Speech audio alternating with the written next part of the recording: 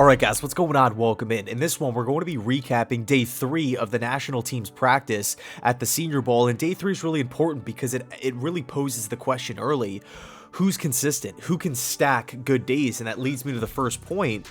Some of the players that we talked about in yesterday's video, some of the standout players like Perrion Winfrey. Oh my God, Perrion Winfrey is just an absolute force to be reckoned with. Yesterday, just his coming out party, just an absolutely dominant performance, both in one-on-ones and in team drills. I mean, he just wrecks the play. He really does. I have been totally impressed, but today he brought the same energy, fired up, pumping up his teammates, and continuing to make plays, again, in both team drills and one-on-ones. I am totally impressed when I watch Perrion Winfrey. Another guy is Cole Turner, the tight end from Nevada. I felt like yesterday it was awesome to see his size plus his athleticism, but with the weather just being so bad, with the rain, the wind, and the quarterback struggling because of the weather, just not really being able to get the pass catchers the football or being able to throw accurate, footballs to the best of their ability, I felt like it was just tough to get a gauge on what these tight ends can do in the pass game. But today the practice was obviously played under an awning, and I felt like Cole Turner, man, he really showed up. He showed up, and he's walking away from this practice impressing multiple scouts here. We know he's big, we know he's productive, we know this guy can move well in space, but to see him actually go out there and get some really solid competition, some of the best that college football has to offer, and show off the route running, show off his hands, show off his playmaking ability, I feel like that definitely will turn some heads. So personally, I feel like Christian Watson, the wide receiver from North Dakota State, has been the best wide receiver throughout these practices for the national team. And this is a guy who, we know he's really big. We know he's tall. He has the height, has the speed, has the playmaking ability. We know he can hurt you deep down the field. But really my biggest question mark going into Senior Bowl week was route running ability over the middle of the field. How effective can he be in that range? And he's not some, first round prospect, second round prospect or anything like that. But man, I got to be honest, even though I liked Watson a lot going into the week, I'm walking away more impressed. I am walking away more impressed because the route running ability is there. He was making plays in the red zone. He has a big catch radius, and it just really looked like he was a security blanket for the quarterbacks today. Trey McBride is another guy. Talk about security blankets here.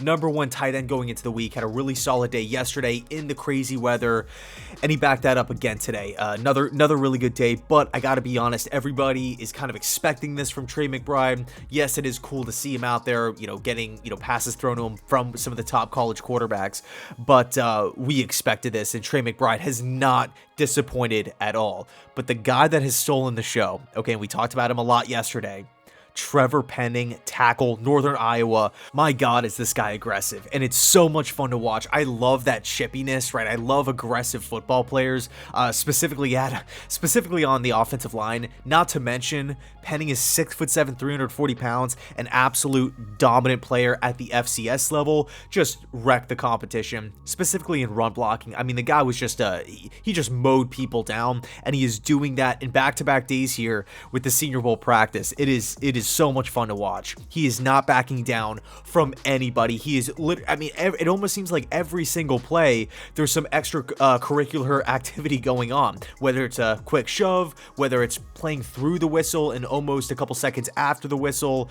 He's really getting under people's skin. And you look, if you're a fan of the New York Jets here, you're looking at how this Jets offense, you're really looking at the identity of the team. We got pushed around last year, and it's not fun. It's not fun to get blown out by a backup quarterback, Brian Hoyer, who's still trying to put up points at the end of the game and is successful in doing so. The Patriots win 54-13. It's not fun to see your young rookie quarterback in Zach Wilson taking cheap shots, getting hit way after the whistle, and nobody is doing anything about it. We're just continuing to line up and play. It was unreal to see other teams elect to not shake the Jets' hands pregame, right? At the coin toss, because they just didn't respect us, and we didn't do anything about it. So Trevor Penning is not going to be a guy that just takes that kind of stuff. I mean, he is the instigator right now, and I'm not saying that Penning is a dirty player. He's looking to injure others or anything like that, but you can tell he's a football player that has a fire in his belly, and he wants to prove to people that, hey, you know what? I am coming from Northern Iowa.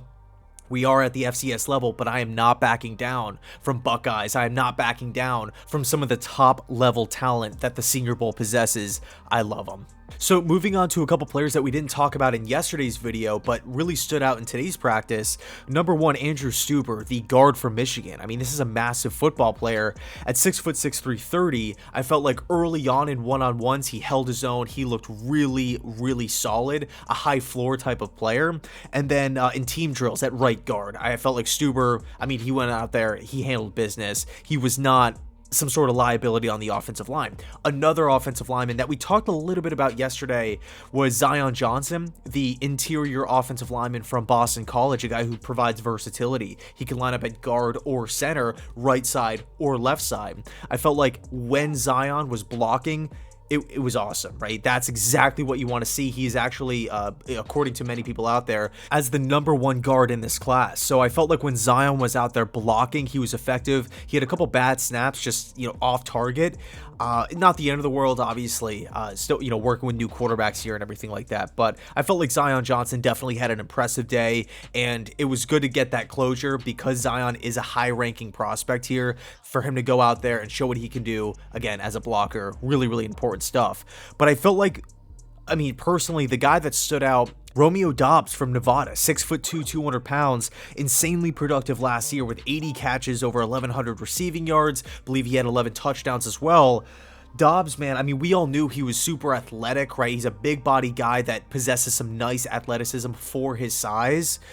But consistency with his hands, I felt like was key for this week. And he showed that today, especially in the red zone. He had one play. It was just terrific. It was so, I jumped up off the couch. I was like, whoa, what a catch. It was cool. It was really, really cool to see that. And Doubs is interesting because when the football is in his hands, anything could happen. When he's about to put a move on a defender, he has this really, it's so much fun to watch. This start-stop that he does. And when he stops, man, it's almost like clicking pause on the television. Like he comes to a dead stop for like a split second, and then he could just floor it and just get back up to 1,000 miles per hour at like the drop of a dime. Okay, so Doubs is an extremely explosive athlete that I felt like needed to show his catching ability, and that was there. He's one of those dudes that I feel like if he gets picked in, the middle rounds here and lands with a great offensive staff, not only will they just put him in just a great position to have success, but they will further develop his skill set. And I feel like he could be a really, really scary guy. And come to think of it, there's actually a lot of Wolfpack players at the Senior Bowl, and it's awesome to see, including Carson Strong. We'll actually talk about the quarterbacks for a second before we swap over to defense. I felt like from top to bottom, Ritter, Strong, and Pickett, they all showed better performances today than yesterday, but that was, expected. Again, the rain, the wind, it was tough. It was super, super tough. I don't think anybody really expected those guys to go out there and just, light it up in the pouring rain. It wasn't just a small drizzle. It was really coming down. But today, they were under the awning and, they're playing on the turf. Everything looked a lot better. But I felt like Kenny Pickett started to separate himself from the pack a little bit. Now, it's not to discredit Carson Strong or Desmond Ritter, because at times they made some solid throws. They did some really good things, but I felt like Kenny was just a little bit more consistent. He was consistent with going through his reads, knowing where to go with the football, and delivering accurate balls. But I felt like, all in all, when we look at all three quarterbacks, they were all able to take a step forward today.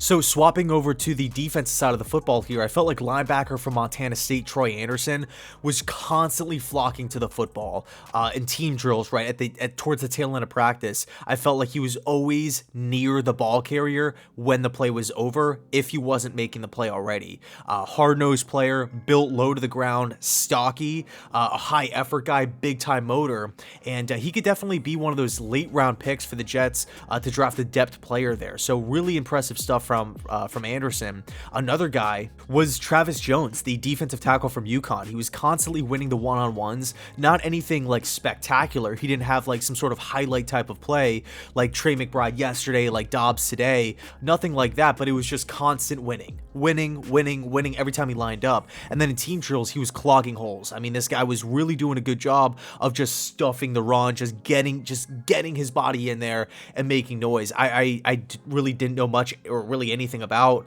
Jones going into the week. But today, I got to be honest, I'm locked on to Jones. I was locked onto him in one-on-ones. Like the first couple plays, I'm like, who the heck is this guy? I mean, he is winning, and he is doing it in a really, really nice way. Now, the safety position was interesting as well. I felt like two guys stood out. Pitre from Baylor and Joseph from Illinois. Pitre, though, man, this is a guy that there's a lot of fans out there that have been clamoring for Pitre. He could just do a lot of good things. Play recognition, high defensive IQ, gritty, gets his nose in there. He's not afraid to come up and make a tackle. He's a versatile guy. You can line him up kind of all over the defense. And he has shown his abilities this week, turning some heads. Okay, now I don't think Pitre will be a round one guy, but I think when it's all said and done, he's going to be kind of in that middle rounds, right? 2, 3, somewhere in that range. And a team will be pleasantly surprised when he walks into the locker room. I think he could do a lot of really good things. Swiss Army knife a little bit, maybe a little undersized, but definitely does not play like that. And then one last guy that popped in my head, flipping back over to the offense here, Khalil Shakir. Wide receiver from Boise State. I felt like later on in team drills, like right before practice was about to wrap up, that's really when Shakir started to burst out onto the scene with his route running ability, making plays in the red zone, just showing off his footwork at the line of scrimmage. I mean, if you want to play bump and run coverage like man on man against Shakir, good luck. I mean, this guy, he was putting in work at the end, and he actually caught a nice touchdown pass, I believe by Desmond Ridder at the end. Crazy play. But anyway, I'll leave it there. Let me know your thoughts down below in the comment section. Who were some of the players that stood out to you? Any guys that I didn't mention? Any guys that you think I should have mentioned? Those were personally the players that, you know, popped off the screen at me, along with the players from yesterday's practice as well. But I mean, man, I'm walking away. Trevor Penning and Perrion Winfrey. I was not expecting this from Perrion to go back to him. I mean, this guy has shown so much. I cannot say it enough. I really, really can't. And it gets me excited thinking about it. Anyway, thanks so much for watching. And as always, go Jets.